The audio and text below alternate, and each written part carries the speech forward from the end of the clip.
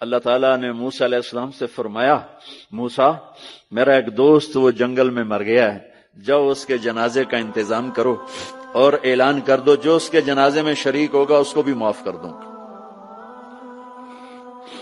کون؟ زندگی میں سوائے گناہوں کے ہے کچھ نہیں، اور آخر وقت کی منت اور خوشامد پہ کیا فیصلے ہو رہے ہیں؟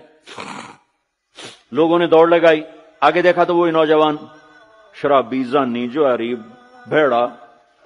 موسیٰ یہ تو وہ ہے جس کو ہم نے شہر سے نکال دیا تھا، تو یہ ایسا ولی کیسے ہو گیا کہ ہم اس کے جنازے میں آئیں گے تو بخشے جائیں گے؟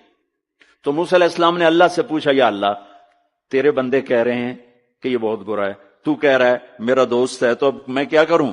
تو اللہ تعالیٰ نے فرمایا موسیٰ یہ سچ کہہ رہے ہیں اور میں بھی ٹھیک کہہ رہا ہوں، یہ ایسا ہی تھا جیسے یہ کہہ رہے ہیں، لیکن جب اس پر موت آئی اس نے دائیں دیکھا اسے کوئی نظر نہ آیا، اس نے بائیں دیکھا اسے کوئی نظر نہ آیا، اس نے پھر میری طرف دیکھا تو موسیٰ میری غیرت نے گوارا نہ کیا کہ جس کو سب چھوڑ جائیں اور وہ بے بسی میں مجھے پکارے اور میں اس کی پکار پہ لبیک نہ کہوں۔ اے موسیٰ اس نے تو صرف اپنی بخشش مانگی، مجھے میری عزت کی قسم اگر آج مجھ سے پوری دنیا کے انسانوں کی بخشش مانگتا تو میں اس کی طفیل سب کو معاف کر دیتا۔